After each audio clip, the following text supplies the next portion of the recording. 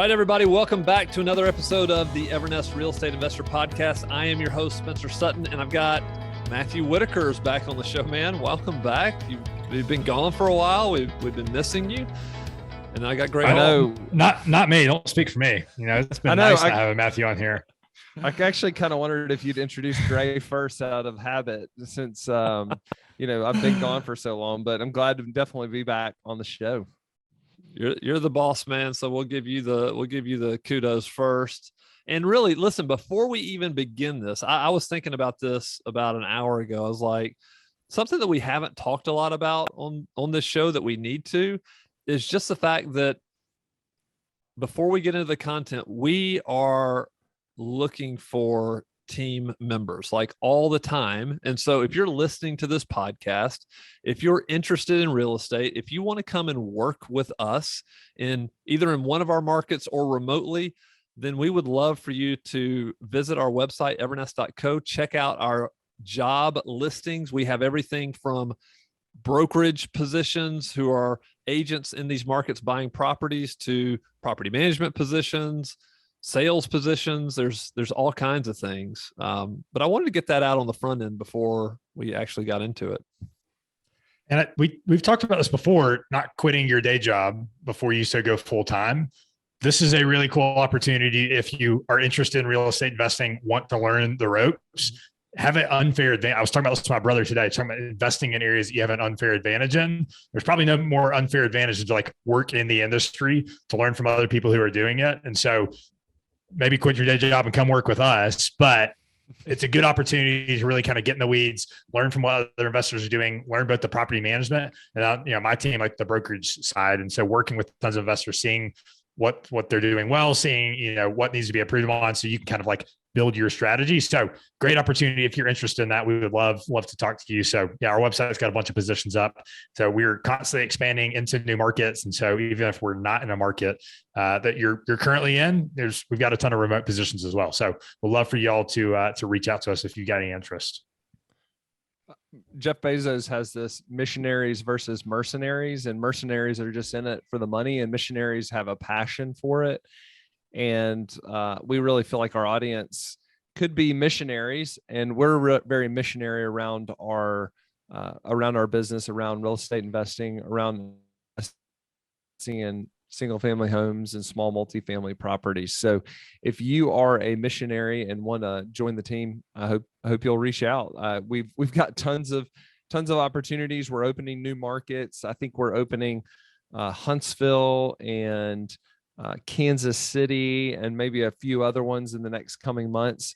But just because we're not in your market, if you're in the Southeast, Midwest, or as far west as Salt Lake City, please reach out, because it doesn't mean that we're not, just because we're not there doesn't mean we don't want to be, and finding the right person may be enough for us to open up a market. So glad you brought that up, Spencer. Yeah, it was just a little commercial I was thinking about. On the front end. So, all right. But then I also want to give a disclaimer. We're about to talk about something that we know very well. Obviously, this is our business. We've all been doing this for a very long time. And the question kind of revolves around, for investors, do they really need a property manager? And so the disclaimer is we're going to be super transparent and as unbiased as possible. We'll give you reasons why we think it may make sense for you, and then reasons why we think maybe you shouldn't hire a property manager. So that's what we're going to talk about today. And then you can decide, what is best for you.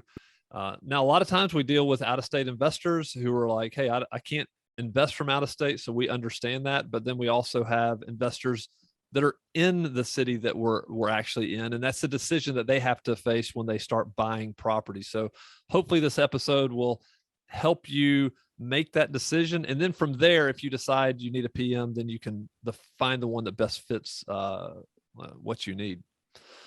So let's kick this off. I think, do you want to start with the advantages or the disadvantages of hiring a PM?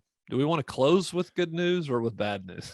Yeah, let's start with disadvantages. I think when most people get into this business, it does make a lot of sense for somebody to at least maybe, especially if you're local, to try managing the house yourself or the small apartment community that you buy, because it really helps you understand the fundamentals of investing and you learn so much. I think sometimes you, when you don't do this, you're on your own, you miss some of the opportunity to extract the value out of the learning. And of course we have people that are investing from all over the country, and I wouldn't suggest it if you're investing from somewhere else. And like if you live in California and you're investing in the Southeast, that doesn't make a lot of sense to try to manage it from afar.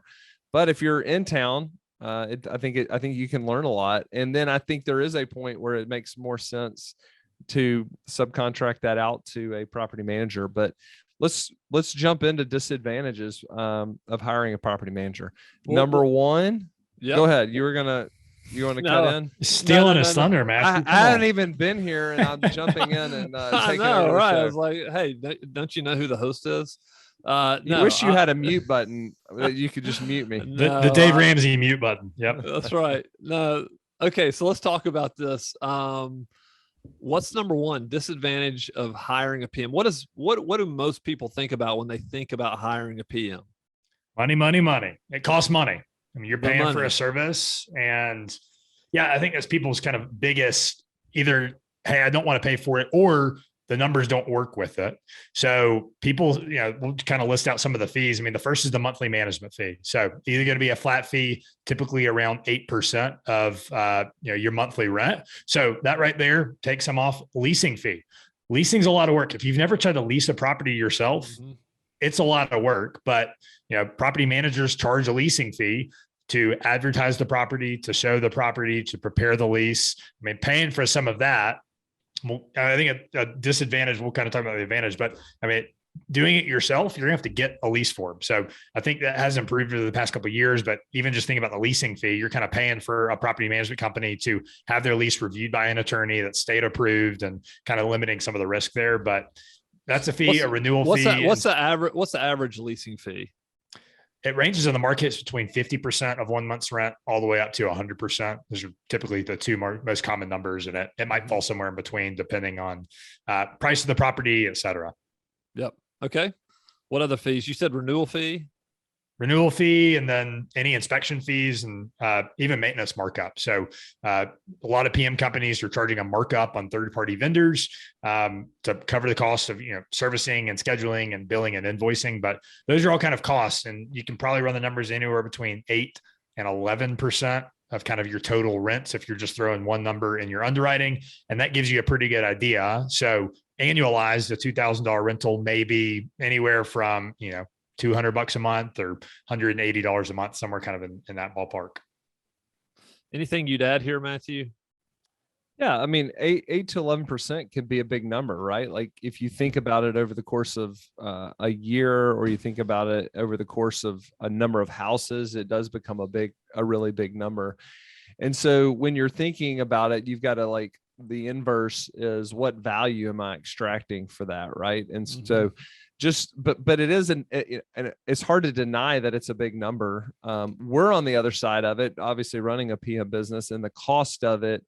We have a friend in the PM business that calls it a nickel and dime business, and it kind of is, right? Like we're making a little bit of money off of a lot of different homes, but we also know what the cost to manage that home is. And for us, we look at it as is it worth your time to do it? And if it is, then cost is super important for you to consider. And if you make the decision that you want to manage your own home because it saves you that money, then that's probably a wise idea.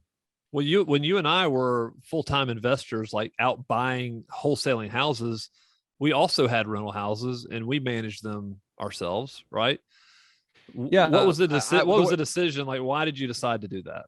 Yeah, I mean, I wasn't busy enough for it to make sense to subcontract that out. I actually did once we did get busy enough, I actually had a property manager for some period of time. I did. Oh, wow. And so I think it's like time value of your money, right? If I can make more money somewhere else, then I need to pay somebody to do it. But if if you can't make more money in another place, then obviously it doesn't make sense to do it. I mean, this is just kind of like a wisdom thing, right? Like it's a math problem. How hard is it going to be to manage your home, and what's it going to cost me in opportunity costs to go do something else? I always thought, because I was driving down in these neighborhoods all the time anyway, looking at houses, buying houses, selling houses, I thought, I can just stop by these rentals anyway. It's not that big a deal. So that's one of probably the biggest reason why I decided I'll just manage my own stuff. Matthew always says that he had time and his partners had money, and his partners had no time, and Matthew had no money. So it was kind of like the perfect man. I think about like this a lot, like y'all are saying, if you have no time and you don't have an opportunity, either at your day job or even like buying another rental, yeah, it might make sense. I think you can learn a lot, like managing it yourselves, interacting with the tenants, like seeing how hard it is to lease a property, how easy it is. And so I think it's like, yeah, depending on kind of what your situation is and what you want, it kind of can tell the answer there. But yeah, cost just kind of sticks out like on the line item. It can be a bigger expense. And I think it comes in waves. Like I think you'll spend your time, like some months you'll have 60 days, you'll have no issues. But when there's a big issue, you're going to spend a lot of time on that. And so it can feel weird to be paying that every month, but you're going to pay that in your time kind of over the course. And you just have to make that decision. Do you want the experience? Like some people do. I think some people get into this business, want to get their hands dirty, and they've got some time. And I think it's great, like learn. But if you don't have a lot of time and you got, family or friends or kind of other obligations plus a day job, you might spend more in time and it might take away from other areas. Correct. I think the hardest people that to do this, and this industry attracts a lot of these people, is people that are very cheap. And I would call myself cheap, right? Like if I can do it in certain areas, I'm probably not cheap in all my areas, but if I can do it myself, then I don't want to pay somebody to do it. But then, just looking at it through the lens of being penny wise, a pound foolish, is it worth your time really to do it? And we know on the back end that we spend about an hour to an hour and a half every month on average, right? Like some months more, like Gray was saying, some months less, some months not at all. But on average, we spend about an hour and a half on these houses per house in time and labor. And, there's a reason that the management fee is what it is. Yep. That's right. All right. So moving on. So cost is a big one, the money. What's another disadvantage of hiring a PM? Yeah, I would say like one of the big disadvantages that I hear a lot is that nobody manages it like I manage it. And I think Brandon Turner over at Bigger Pockets is famous for saying this, that a property manager won't manage it like you. And what I would say is that may be a good thing, right? Like it is a disadvantage, but if you're like very intimate and with the house and you're like focused on maybe a little emotional about it, but that's the thing is like you don't ultimately get a say so, especially if you don't have scale. I mean, some institutions kind of dictate how we manage, but if you have a house or 10 houses, then you can't really dictate how the home gets managed. Right. I think around leasing, this kind of comes up. People may have done it before and they might have leased it on gut feel and said, hey, I had really good luck 4 times with this. I want y'all to do it this way. When you hire a PM company, there's a lot more kind of like fair housing regulations. They have policies and so the credit score might be set, the income might be set. And so the reasons for that is to protect against liability, but an individual owner, that probably happens a lot, that you can kind of lease a certain way or, whatever that may be. And I think even maintenance, kind of wanting it done a certain way. They intimately know the house, especially we have a lot of investors who lived in the house and then kind of moved out. And so it's going to be a lot different experience having, kind of a third party company do that opposed to yourself. And so maybe communication might be different with how tenants kind of communicate. It might be more professional to communicate through a PM, and you just want to text your tenants and have that kind of good relationship with them. And so those are just kind of obvious differences that both have pros and cons, like Matthew said, and just kind of like understanding that those are some big differences. All right. So what's the next one?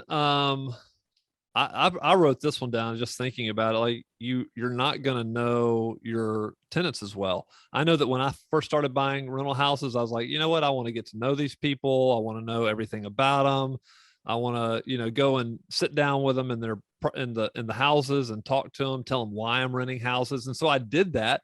And you're not going to, like, if you're using a property manager and you have this desire to probably really get to know your tenants really well, that's probably not going to happen.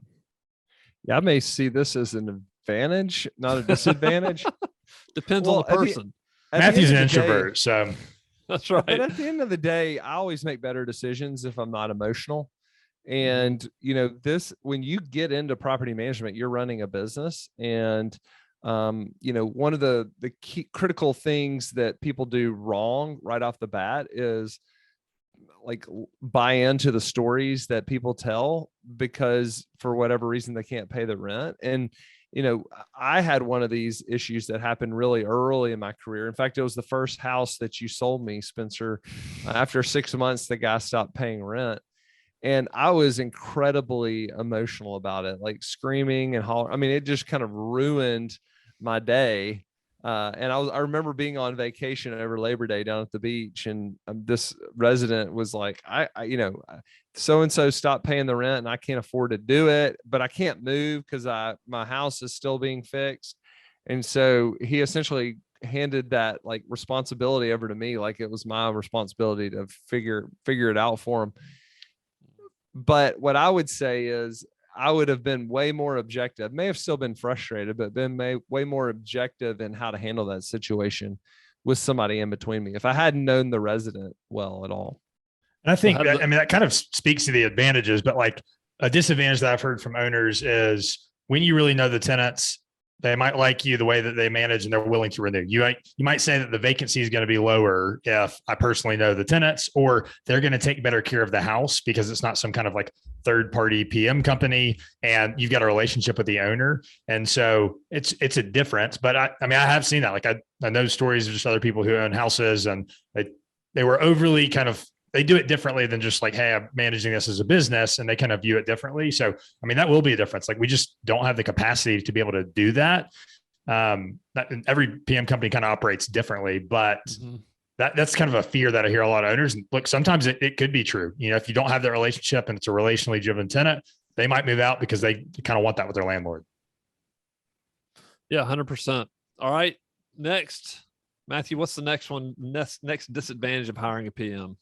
Yeah, and what we have written down is you won't know every maintenance issue, but I think more importantly, it's you won't know everything that happens at the house. And some people, again, may see that as an advantage. Some people that want to know everything that goes on at the house and want to know when something breaks, even if it's minor, and want to know when the resident's one day late, and want to know what the resident's thinking around renewal. And so if you want to know all the information, it's probably best for you to manage it yourself. If you're willing to not know all the information, then property manager may be a better fit for you. Yeah, that's what I was thinking when I was thinking about this point right here. You won't know everything that happens at your house. I know that we have had clients who have hired us to manage their property, but yet they want to be notified of every single thing. They want to be copied on all the communication. They want to know when the smallest thing happens at the property. And that's why I think, hey, that's going to be a disadvantage to you because typically your property manager is not going to hold your hand and communicate with you that much. Like that's typically not the way property managers are set up unless they're just managing a small, tiny handful of houses and they can like spend time with you on your phone and talk to you about these things. I just kind of along those, like thinking of cost, the other costs. So those are kind of hard costs, a leasing fee, a management fee. If you hire a bad PM, it's going to cost you a lot of money.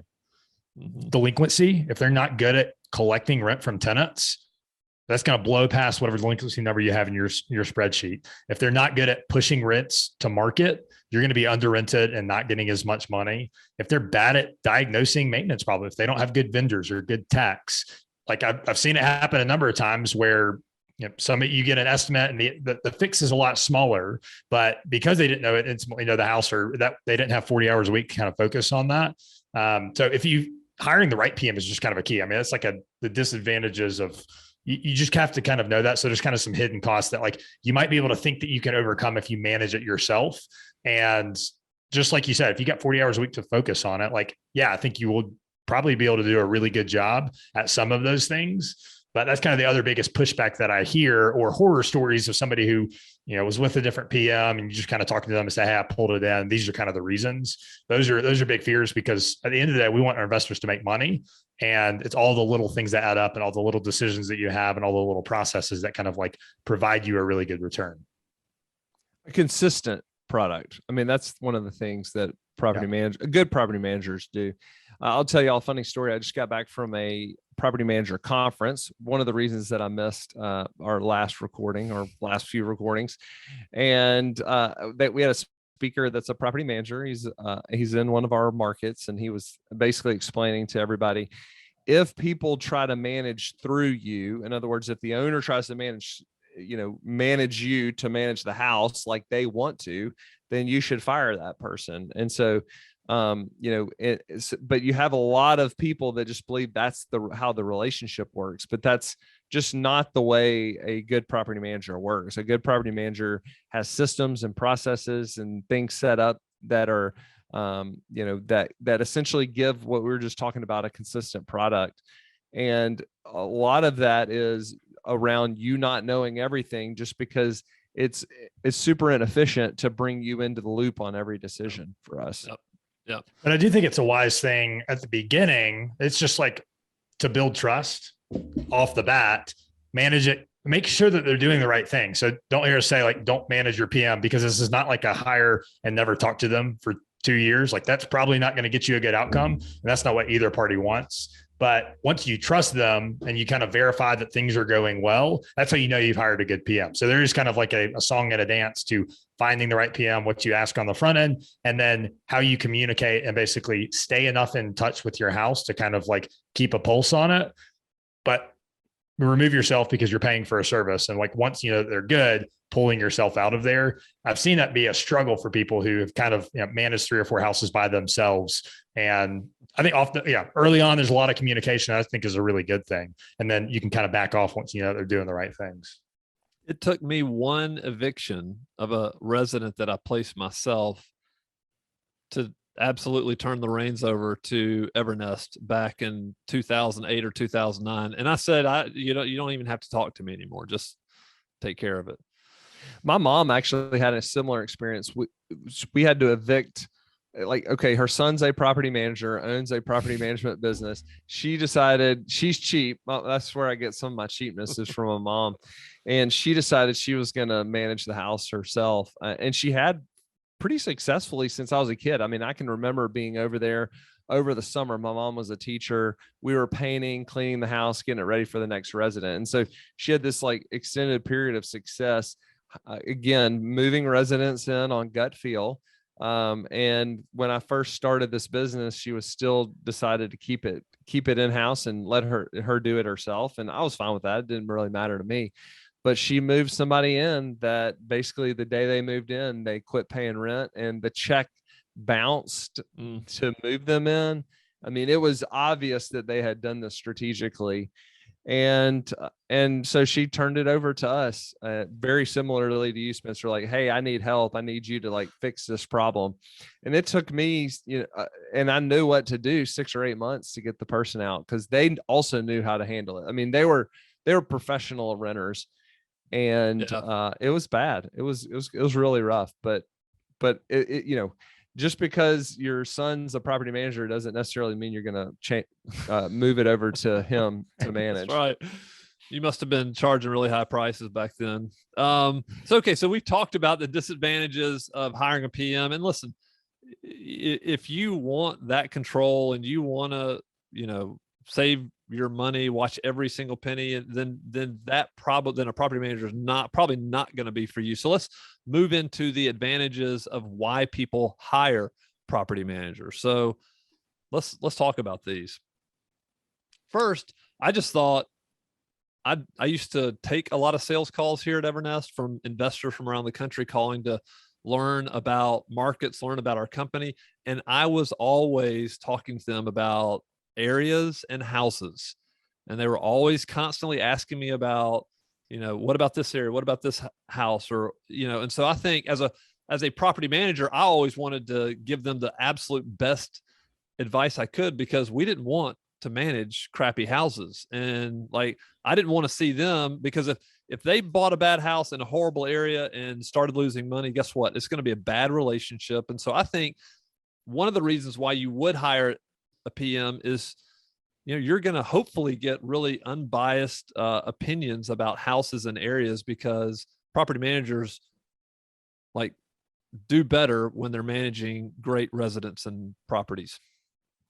Yeah, this is why we fully integrated the buying, renovating, and managing, because we got so sick of agents out there essentially selling things to people that weren't and we were going and doing this for free, saying, don't buy this house, don't buy this house. But the agent's looking for a transaction.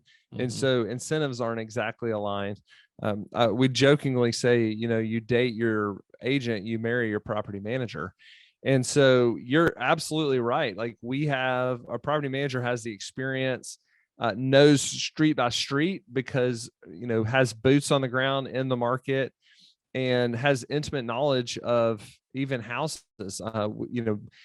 You and I have been in Birmingham so long that we know streets and we know houses on those streets. And that's the way a lot of Evernest property managers are, is they've been in these markets long enough that they've driven around and know the streets really well. And, keeps you out of trouble, right? Like, step one of staying out of trouble is not buying the wrong house. And when you can leverage your property manager to help you buy the right house, I think that's a huge benefit. Like, talking about leverage, it's a big thing to talk about real estate and using leverage on the financial side, but also think about, like, this is a way to leverage somebody who's been doing this for a long time. This is their full-time job. So think about leveraging knowledge of markets, knowledge of vendors. Property managers have a full suite of vendors. If you're managing yourself, you need to go out and build that. And it can be tough in this environment right now. Sometimes it's tough to get somebody to come out to your house, and then you don't have anybody to kind of bounce stuff off. Like, I like to kind of verbally process some of, housing stuff. And so that's a good thing to get the property managers. Hey, have you seen this water heater repair? Like, is it a good price based on what you're seeing? You can leverage other people's knowledge if you don't have it. So think about, like, leveraging, like, and you get a full team. And so it's a leasing experience. You've got maintenance experience. You've got property management. We pay a lot of money to attorneys reviewing contracts or handling evictions. So leveraging our experience, the mistakes that we've made, is just like a good way to kind of frame the money that you're paying for a PM. Yeah, I completely agree, because you think about the cost, but what you don't realize is you're also leveraging what they've learned over the course of a career.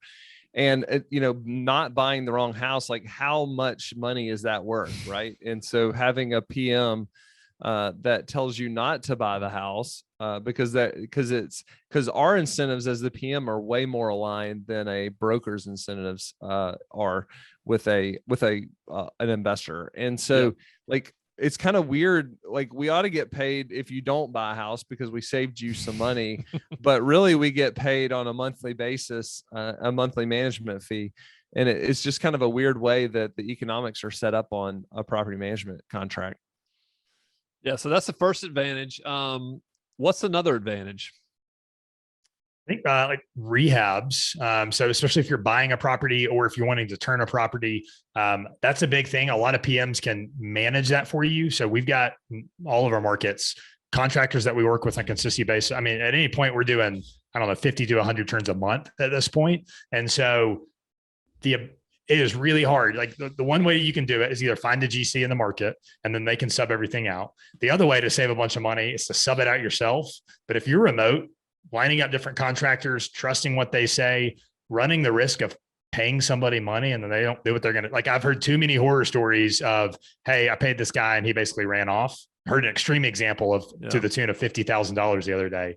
But it's super painful. So I think kind of leveraging that, knowing what investments to make and upgrades to make to get you the most rent. I think that's a kind of key thing. If we're seeing, hey, you need to invest in this area, this kitchen or this bathroom, or hey, don't spend the money there. I think we can kind of like help guide in those decisions, because again, we want you to make more money and don't want you to spend money just to spend money. And so that's kind of the biggest thing, like managing a project. And it's a huge benefit that I've heard from, investors who are out of state. Just, it's really complicated. Great. You brought up something that I was reminded recently as we were working on our Jackson house, is like where to stop. I think newbie investors get in. It's like you replace the floor and then that makes the cabinets look like crap. And then you replace the cabinets and then that makes the, appliances look bad. And then you replace the appliances and now all of a sudden the ceiling fan looks bad. And before you know it, you have essentially creep of scope of the work. Scope creep, I think is what we call it. But knowing when to stop, it can save you tons of money, where the return for the dollars that you're spending is a pretty big value add that a property manager has. Yeah, I would encourage anybody who's listening to this, or anybody, I would encourage you to go to our YouTube channel, watch us walk the property with Craig, and you will see what kind of talent like a property manager can have from a rehab standpoint, local contacts, vendors. Like Craig is extremely knowledgeable, and finding those people tends to be very, very hard for investors, especially like Gray said, in this environment. All right. What's another advantage of hiring PM? I think leasing is just a huge, just kind of like talking about that as a whole. So, I mean, the process in some markets, it's super easy to find a tenant, but what you're going to run into is paying to put it up on Zillow. You're going to field a lot of phone calls, a lot of texts, a lot of emails. How are you going to show the property? If it's occupied, you got to coordinate with the tenants, maybe set up an open house. I can't tell you enough times that somebody is, you set something up with one person and you drive 20 minutes across town and then they do not show up. They don't show. That is a huge waste of time. So I think just like the showing process, we've got that down. We take professional photos. We get the listing out on all the different sites. And so I think we just have some syndications that kind of go out to a bunch of different sites to get it kind of seen. And then the screening process, I think that's the other area that, because we screen probably thousands of applicants at this point, we've got it kind of dialed down to what's the way to minimize the risk and put somebody qualified in there that has a really high shot at leasing. And so while also not violating fair housing laws and kind of protecting on those downsides. So leasing is a big advantage of hiring a PM. And sometimes when you kind of like list out the full process, it's well worth 50 to 100% of a month's rent and the time that you kind of spend. I don't know anything more important that a property manager does than get the right person in the house. Like if you get the right person in the house, a lot of things after that take care of themselves. The rent gets paid, the house gets taken care of. I think it's funny. Sometimes we do such a good job of getting the right person in the house that the owner comes back and says, what did I pay you for? And right. and you're like, well, this is what you want to happen. Yeah, you didn't want chaos. Yeah. And so getting the right person in the house is the number one job of a property manager.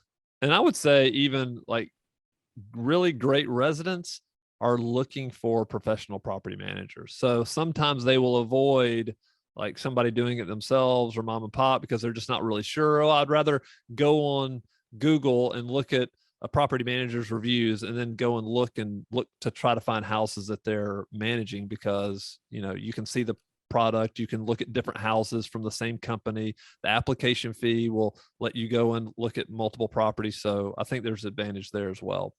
I do know the inverse is true, that professional renters avoid professional property managers because they know they're going to be smoked out pretty quickly. When you say professional renters, you mean somebody who knows how to game the system and get moved into a house and play the eviction game?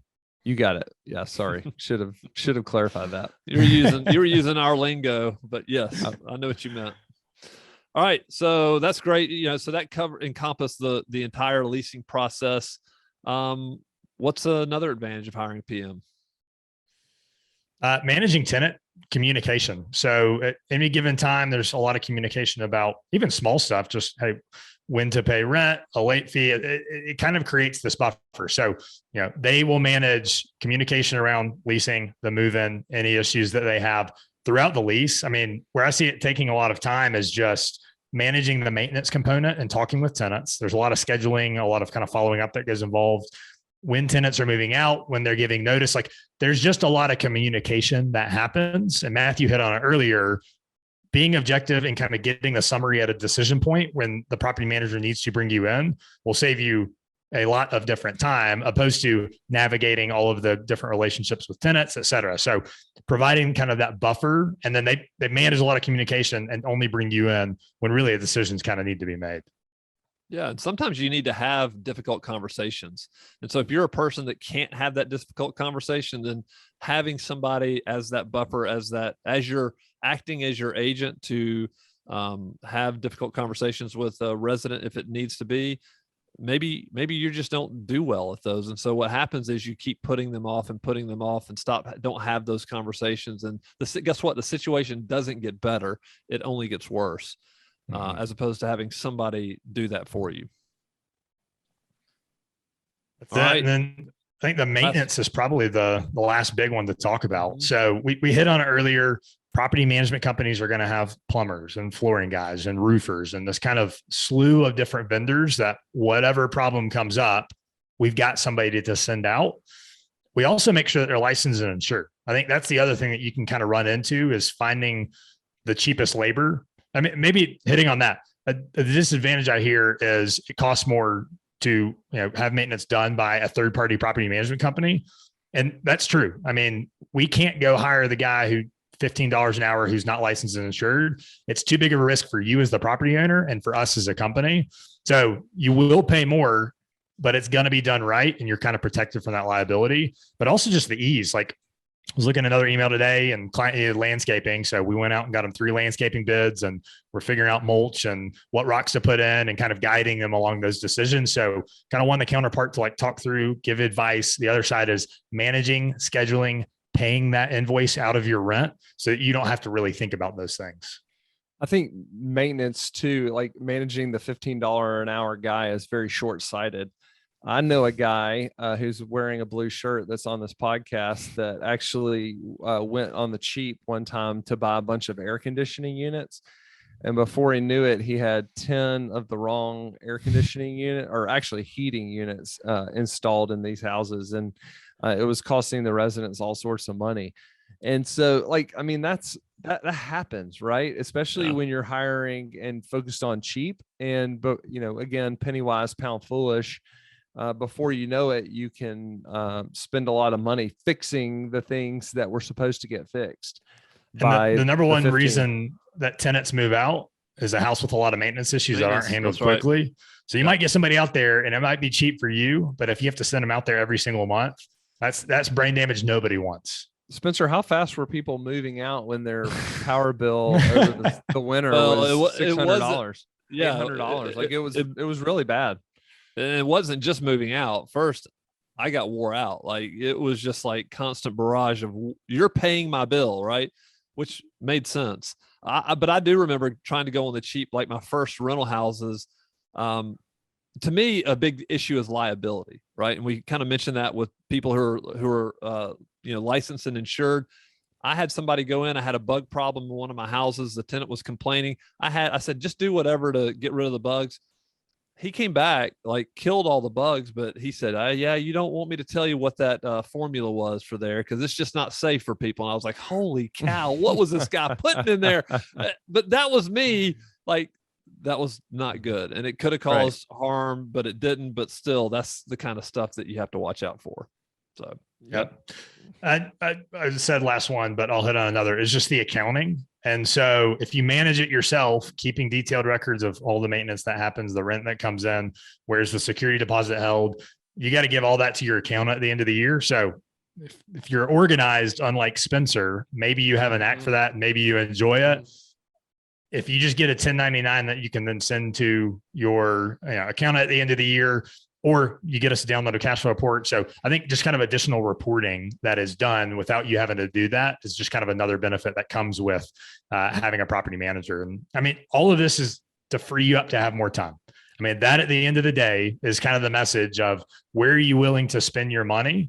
And is your money spent finding the extra deal that has $10,000 of equity in it? Or making more money in your day job or something else. And so kind of thinking about it in that context, leveraging other people and then kind of leveraging your time is a really wise thing to do. And that's what we've seen successful investors do over the course of 10 years, building a really profitable portfolio. Gray stole my thunder. I was actually going to say the exact I saw him. If you're watching YouTube, I saw him coming. I said, I got to take this before he does.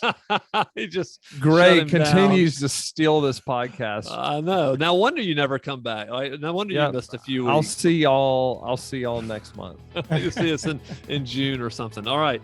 Okay, this has been great, everybody. Listen, go ahead and leave us a review if you would. Subscribe to the podcast. Go and check out our YouTube channel. I would say subscribe to our YouTube channel. We do have content on there that we're not recording in the podcast, so make sure you go there. You can look at all of our walkthroughs of these areas, what are the best places to invest in multiple areas of the country. So go ahead and do that, and we will be back next week with another episode of the Evernest Real Estate Investor Podcast.